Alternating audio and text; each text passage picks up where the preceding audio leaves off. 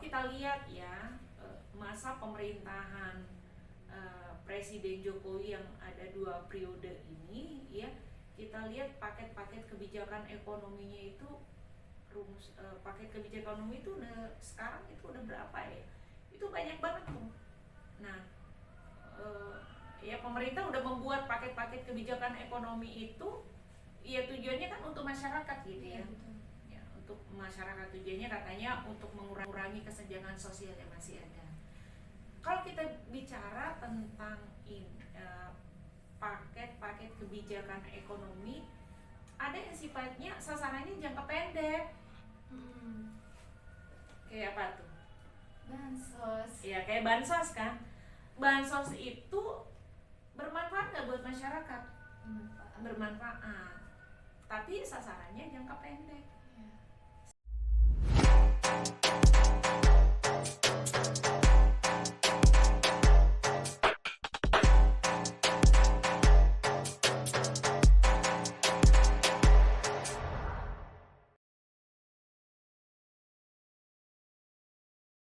Halo semuanya, kembali lagi di podcast Obrolan Asik Anak Muda episode 3.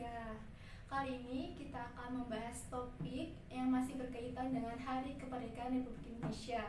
Maka dari itu kita akan membahas tentang perpolitikan dan juga ekonomi yang ada di negara kita. Dan kita akan berbincang bersama dengan narasumber spesial kita. Ini dia Ibu Murni Parembai selaku dosen PPKN. Assalamualaikum Ibu. Waalaikumsalam. Apa kabarnya? Ya, udah baik ya. Jadi bagaimana perasaan Ibu ketika kita undang sebagai narasumber podcast hari ini?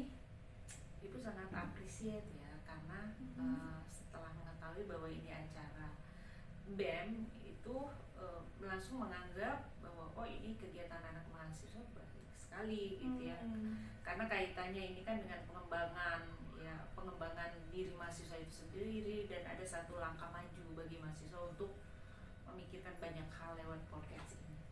Baiklah. Jadi hari ini kita akan membahas topik yang seru banget soal perkembangan demokrasi dan perekonomian di Indonesia, khususnya soal kebebasan berpendapat dan bagaimana hal ini berkaitan dengan kondisi ekonomi sekarang. Sebelum kita masuk ke topiknya, jangan lupa untuk subscribe dan like video ini. Yaudah, langsung kita masuk ke topiknya. Ibu Murni, bagaimana perkembangan demokrasi Indonesia sekarang? Khususnya mengenai kebebasan berpendapat dan bagaimana masyarakat itu ikut berpartisipasi dalam perpolitikan. Baik, Ibu mulai dulu ya, sapa-sapa. Hai seluruh mahasiswa di Indonesia dan terkhusus pada mahasiswa Fakultas Ekonomi Badan Eksekutif Mahasiswa ya, Fakultas Ekonomi dan Bisnis Universitas Muhammad Husni Tamrin. Thank you banget ya udah diundang di podcast pada kali ini. Ini udah episode berapa ini? Yang ketiga. Mudah-mudahan kanal YouTube-nya berkembang ya. Amin. Ya, dari hal kecil kemudian dia itu bisa ya diasuh dengan baik, dia akan menjadi kanal saluran saluran partisipasi ya mahasiswa-mahasiswa, dan itu bisa berkembang besar. Nanti subscribernya banyak gitu ya, dan itu bisa bermanfaat gitu ya. Jadi sarana edukatif bagi mahasiswa. Iya. Gitu. Baik Isa, nih kita kan bicara tentang perkembangan demokrasi di Indonesia sekarang ya.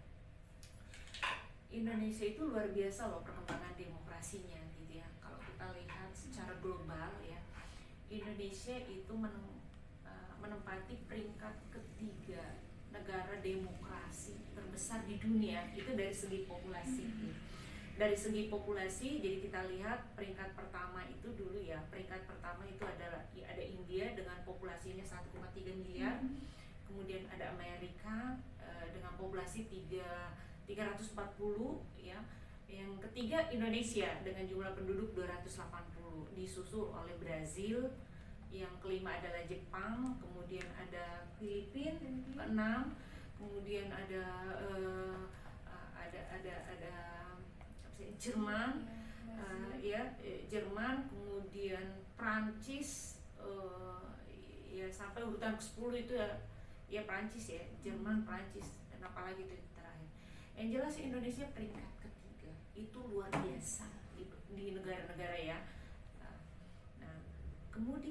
kita bicara tentang perkembangan demokrasi di Indonesia, ya selain kita udah menempati urutan ketiga, perkembangannya luar biasa karena dinamikanya itu ya kalau kita bicara tentang masa lalu, masa kini dan masa yang akan datang itu kok luar biasa perkembangan demokrasi itu. Apa sih yang akan kita bicarakan tentang demokrasi itu? Ya memang menarik untuk kita bicara tentang demokrasi karena ada yang disebut dengan kualitas, ya nggak sih? Kualitas demokrasi itu. Nah kalau kita bicara tentang kualitas demokrasi itu cuma ada 3 gitu ya, kualitas demokrasi. Demokrasi itu kualitasnya pertama rendah, ya menurun, kemudian stagnan di level menengah, kemudian naik tuh, gitu ya, naik. Jadi ada 3, kualitas rendah, kemudian ya sedang aja gitu ya, kemudian dia tinggi gitu. Bagaimana cara mengukur kualitas demokrasi itu gitu ya? Siapa yang berhak mengukur kualitas demokrasi itu? Kan ada prosesnya gitu ya. Ada proses, ada cara mengolah gitu ya, sehingga kita tentukan itu. Siapa yang menentukan? Oh, ada beberapa lembaga. Ada lembaga internasional, oke, yang bisa mengukur kualitas demokrasi satu negara. Tetapi kalau di Indonesia sendiri, ya kita nggak usah jauh-jauh, ya sebagai pangkalan data. Pangkalan data itu ya kita merujuk pada Biro Pusat Statistik, ya BPS lah, ya BPS lah yang senantiasa merilis data-data itu. Nah termasuk data demokrasi, ada yang disebut dengan ID. ID itu bukan Ikatan Dokter Indonesia ya. ID itu Indeks Demokrasi Indonesia. Jadi ada indeksnya, ada skornya, ya ada angka-angka demokrasi itu sehingga dikatakan dia rendah atau menurun, kemudian dia stabil atau meningkat gitu ya. Itulah yang disebut dengan Indeks Demokrasi Indonesia. Nah, 3 tahun terakhir BPS itu merilis cara penghitungan demokrasi Indonesia itu cara terbaru, gitu ya. Cara terbaru untuk menentukan demokrasi di Indonesia. Dulu mungkin agak ribet menghitungnya karena ada indikatornya ada 28 sehingga itu susah. Seiring dengan perhitungan demokrasi secara global itu diturunkan ke Indonesia dan BPS mengambil cara itu, menentukan 3 hal.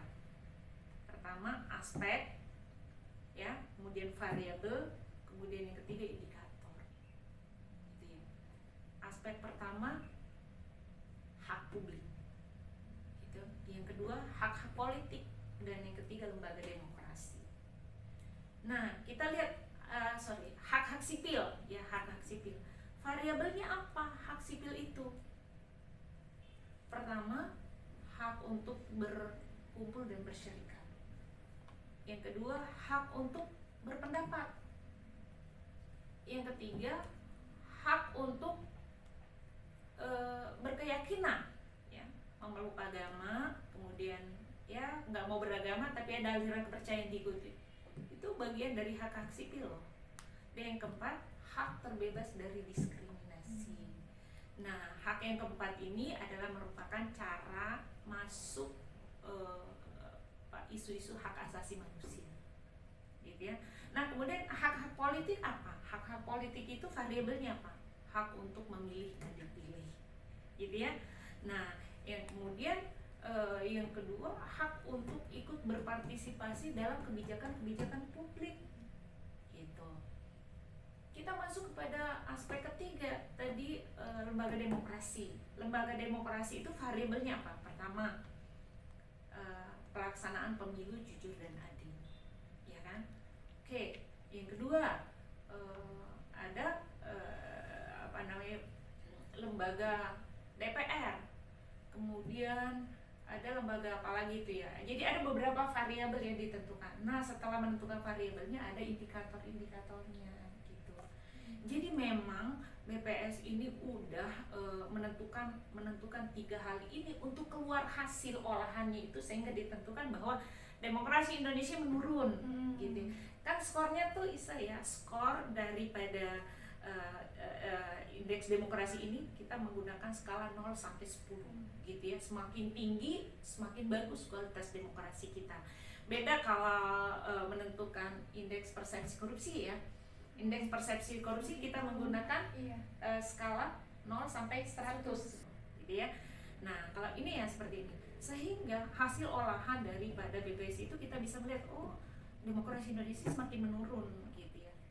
Nah, itu banyak lagi tahapan-tahapan di dalam itu ya. Ada bagaimana cara mengolahnya, dilihat dari berita-berita yang setiap hari didapatkan, entah lewat sosial media, entah lewat koran, ya. Kemudian ada aduan-aduan masyarakat yang masuk ke Komnas HAM, kemudian Komnas HAM mendata, ya itu ada angka-angkanya lah yang seperti itu ya, gitu. Jadi kita bisa menentukan rendahnya, sedang atau meningkat itu berdasarkan olahan yang Ada skalanya ya, Bu, ya. ada skalanya, gitu ya. Oke, baik. Wah, lengkap banget nih. Pertanyaan pertama udah lengkap banget ya. Ya gitu lah. Ya. Oke, kita langsung ke pertanyaan kedua nih. Mengenai kebebasan berpendapat, kira-kira berpengaruh atau tidak terhadap kebijakan pemerintah, terutama untuk menangani masalah-masalah ekonomi yang sedang kita hadapi sekarang ini, Bu? Bagaimana, Bu? Kebebasan berpendapat, ya, pengaruh nggak terhadap kebijakan pemerintah? Tentu, itu sangat berpengaruh loh, ya, kebebasan berpendapat itu. Karena dalam sebuah negara demokrasi itu tujuan daripada demokrasi seperti itu ya, kebebasan berpendapat. Jadi kebebasan berpendapat warga sipil atau masyarakat sipil, kemudian ada elemen lain adalah mahasiswa, itu silakan aja. Karena itulah sebenarnya yang dituntut dalam demokrasi. Yang dituntut dalam demokrasi itu saya ingin bicara gitu, di mana saya bisa berbicara. Ketika saya berbicara menyampaikan pendapat saya, ya apakah saya tidak mendapatkan tekanan gitu ya. Ini kan sebuah negara, boleh nggak ya? Kalau itu dibolehkan dalam sebuah negara demokrasi, apakah yang saya sampaikan ini bisa mempengaruhi kebijakan-kebijakan pemerintah gitu. Jadi kalau ditanya pengaruhnya, ya sangat berpengaruh gitu ya. Karena sebenarnya masyarakat, mahasiswa itu bagian daripada check and balances gitu ya kan. Check and balance. Jadi ada kebijakan pemerintah itu siapa sih ya? Eksekutifnya kan. Nah, kalau kita bicara 3 lembaga pemerintah, pertama Tres Politika itu kan, ya enggak? Ya, Tres Politika itu ada lembaga DPR-nya, ya legislatifnya, ada eksekutifnya, pemerintah, dan ada dari yudikatifnya, lembaga yudikatifnya. Ketiga-tiga lembaga ini itu bisa kita kontrol, ya bisa dikontrol oleh masyarakat, bisa dikontrol oleh mahasiswa gitu ya. Ya karena Anda lihat kemarin ketika demonstrasi itu menggugat putusan Mahkamah Konstitusi nomor 60 dan 70, kemudian direvisi oleh DPR, oleh badan legislatifnya, yang mana dianggap bahwa putusan Mahkamah Konstitusi itu sifatnya udah final, binding gitu ya, mengikat gitu, nggak boleh lagi ditafsirkan, tapi masih mau direvisi sama DPR. Nah, rakyat mengatakan, mahasiswa mengatakan, kok ada revisi lagi sih gitu ya, nggak boleh dong gitu. Akhirnya kan bergerak ya, berapa hari kemarin demonstrasi itu ya, satu hari gelombang besarnya, kemudian masih ada, iya kan. Nah, dari gelombang demonstrasi kemarin itu berhasil menekan gitu ya, berhasil menekan DPR ya dalam hal ini balik ini nggak boleh lagi ada revisi di situ gitu ya. Coba bayangin kalau nggak ada gerakan kemarin itu, apa yang terjadi? Revisi ya kan. Nah, sementara putusan Mahkamah Konstitusi kemarin itu sangat ya mengikat, hasilnya itu bagus banget loh. Nomor 60 tentang usia calon kepala daerah dan wakilnya. Umur 30 itu ditentukan setelah pelantikan, bukan pada saat masuk pendaftaran. Iya kan? Oke. Nomor 70 putusan Mahkamah Konstitusi itu menurunkan batas ambang batasnya, bukan lagi 20% tapi 7%. Artinya partai-partai kecil yang nggak punya kursi di DPR berhak untuk mengajukan calon kepala daerah. Itu kan angin segar bagi partai-partai kecil ya, boleh mengusulkan walaupun kita partai kecil, tapi dia misalkan partai A dia cuma punya suara 1%, nanti dia kerjasama ya, koalisi dengan partai-partai lain sampai tercukupi 7%. Itu kan ringan dibandingkan 20% itu ya.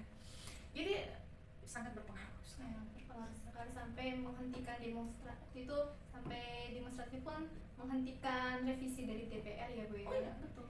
Ya, jadi sangat berpengaruh sekali.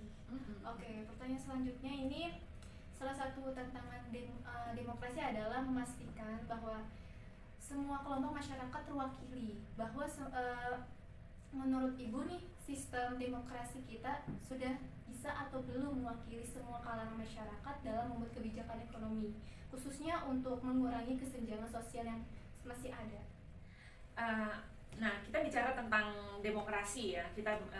Apakah masyarakat kita ini sudah terwakili ya oleh pemerintah di dalam membuat kebijakan-kebijakan ekonomi itu? Kita lihat ya, ada 3 lembaga yang tugas dan fungsinya beda-beda.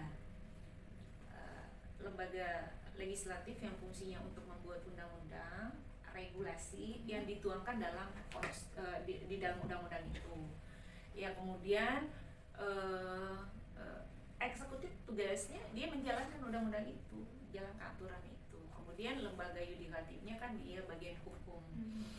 Memang sistem sebelum reformasi ya itu kita kenal dengan sistem keterwakilan gitu. Jadi kita nggak mencoblos untuk memilih kepala daerah, tetapi kita sudah diwakili oleh wakil kita yang ada di DPR sana. Nah, setelah reformasi kan amanah undang-undang itu sistemnya pemilihan langsung ya, jadi direct election gitu.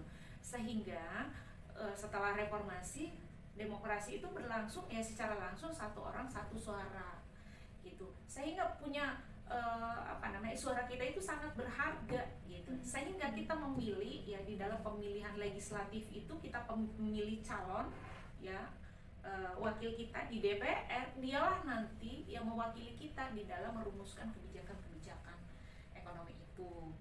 Nah, kalau kita lihat ya masa pemerintahan Presiden Jokowi yang ada 2 periode ini ya, kita lihat paket-paket kebijakan ekonominya itu paket kebijakan ekonomi itu sekarang itu udah berapa ya?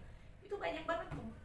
Nah, ya pemerintah udah membuat paket-paket kebijakan ekonomi itu ya tujuannya kan untuk masyarakat gitu ya. Ya, untuk masyarakat, tujuannya katanya untuk mengurangi kesenjangan sosial yang masih ada. Kalau kita bicara tentang paket-paket kebijakan ekonomi, ada yang sifatnya sasarannya jangka pendek. Kayak apa tuh? Bansos. Ya, kayak bansos kan. Bansos itu bermanfaat nggak buat masyarakat? Bermanfaat. Tapi sasarannya jangka pendek. Misalkan satu paket bansos itu isinya seharga berapa sih misalkan? Ada beras, ada minyak goreng, ada Indomie, ada sarden, ada misalkan 500.000 ya. Misalkan 500.000 diterima oleh masyarakat, bermanfaat banget pada saat itu. Di saat beli beras nggak ada duit, di saat mau beli minyak goreng nggak ada, tiba-tiba dapat bansos, sangat bermanfaat. Tapi setelah bansos itu habis, gimana tuh? Udah nggak ada lagi ya. Iya, jadi memang sasarannya jangka pendek ya. Nah, penerima bansos itu gimana? Mau diapakan gitu? Apakah senantiasa berharap terus pada pemerintah? Ya, selesai bansos 1 adalah pengucuran begitu. Berarti secara ya rakyat nggak punya kekuatan apa-apa, dia hanya menengadah meminta uluran tangan ya, menengadah meminta pada pemerintah untuk mengulurkan tangannya ya, mencairkan bansos. Terurai nggak masalahnya? Ya enggak. Iya kan? Berarti bansos itu bukan menjadi elemen paling penting di dalam mengurai kesenjangan sosial yang ada, gitu ya. Jadi sifatnya jangka panjang yang mana dong? Gitu ya. Ada berapa ya, pemerintah membuat kebijakan-kebijakan ekonomi itu yang jangka panjang, membuat paket-paketnya ya kan. Misalkan membangun infrastruktur, mengucurkan dana tambahan untuk menumbuhkan UMKM, mempercepat birokrasi, itu adalah paket-paket paket-paket yang sifatnya jangka panjang, memberikan subsidi listrik, air, itu sifatnya sekarang jangka panjang tuh semua tuh. Nah, sehingga memang dikatakan bahwa kebijakan ekonomi pemerintah itu ada yang memang sifatnya jangka pendek, ada yang sifatnya jangka panjang gitu. Supaya masyarakat kita nggak setiap saat meminta pada pemerintah, harusnya pemerintah memberikan bantuan, membuat kebijakan-kebijakan yang skalanya jangka panjang gitu. Makin paham ini, jadi kita tahu ya tentang masyarakat itu terwakilkan oleh DPR yang juga berpengaruh kepada kebijakan dari pemerintah itu sendiri. Iya. Gitu. Iya. Ya, makanya pada saat kita memilih siapa, harus tahu calonnya siapa, orang siapa yang kita pilih, apakah dia bisa menyerap aspirasi masyarakat gitu, dan serapan suara yang itu dia mampu perjuangkan di DPR gitu ya. Oke, ada satu wilayah yang sangat miskin, bagaimana cara menanganinya? Ada infrastruktur rusak, bagaimana cara memberikan bantuan pada itu? Dia udah merekam semua, melihat semua fakta-faktanya. Anggota DPR yang terpilih, wakil kita, bisa nggak berjuang? Bisa nggak berjuang untuk konstituennya, yang milih dia gitu ya? Ya, itulah tujuannya kita memilih itu. Kalau dia bisa berjuang, berarti dia mewakili kita. Dia berjuang untuk suara kita, gitu loh, ya. Jadi luar biasa menjadi wakil rakyat itu karena dia mengemban amanah, amanah rakyat. Bukan cuma 1, 2, ribuan. Jadi kan harga satu kursi itu kan beda-beda satu daerah ya. Berarti dia berjuang untuk ratusan suara yang diperjuangkan. Oke, jadi anggota DPR itu sangat prestisius gitu ya. Ya, karena apa? Dia mengemban amanah kalau dia benar. Kita sudah berbincang banyak hal tentang demokrasi dan juga kebebasan berpendapat. Sekarang kita tanya nih pesan-pesan terakhir dari Bu Murni untuk politik kita, demokrasi kita seperti apa, Bu, khusus dari Bu Murni sendiri? Kalau dari Ibu, ketika berhadapan dengan mahasiswa, Ibu selalu menekankan bahwa harus melek tentang politik. Ya, mengerti tentang politik itu bukan hanya politisi, bukan hanya mahasiswa yang dari background ilmu politik. Itu karena setiap hari kita bersinggungan dengan hal-hal yang terkait dengan politik meskipun analisanya yang berbeda. Anda semua dari Fakultas Ekonomi yang setiap hari berbicara tentang ekonomi. Di dalam persoalan-persoalan ekonomi itu sangat erat kaitannya dengan kebijakan-kebijakan politik. Oke, naiknya harga-harga gitu ya. Naiknya harga-harga yang mengakibatkan inflasi, itu apa dampaknya pada ekonomi kita. Nah, selain bicara tentang inflasi, kita bicara tentang deflasi. Malah harga-harga turun gitu ya. Turun, apakah ekonomi kita membaik dengan harga-harga turun? Enggak juga kan. Justru ada analisa lain bahwa harga-harga turun itu justru mengakibatkan kondisi ekonomi kita kecenderungan fenomenanya nggak baik-baik saja, karena setiap apa yang kita belanjakan itu adalah penghasilan buat orang lain. Ya, harga murah justru penjualnya dapat dikit, pendapatannya kecil gitu loh. Sehingga kalian harus melek politik. Ya. Kemudian kita berharap pada pemerintahan yang terpilih yang akan nanti dilantik pada tanggal 20 Oktober. Kita punya harapan besar. Ya. Demokrasi ini bisa dibenahi, demokrasi ini bisa dibenahi dan bisa berjalan kembali. Karena apa? Demokrasi yang baik itu akan berpengaruh pada ekonomi yang baik. Demokrasi yang menurun berakibat pada kondisi ekonomi kita yang sangat menurun. Tidak baik-baik saja. Gitu aja kali ya. Jadi masih harus lebih aktif. semoga kita bisa jadi generasi yang bisa bermanfaat lagi ya Bu, buat keadaan politik negara kita sendiri ini sudah wanti-wanti banget ya Bu ya, jadi ya seperti itulah ya Bu. Oke, cukup sekian podcast kita pada episode kali ini. Kalian ada yang mau komen, silahkan komen di bawah, dan juga jangan lupa untuk subscribe dan like video ini. Oke, sekian dan terima kasih.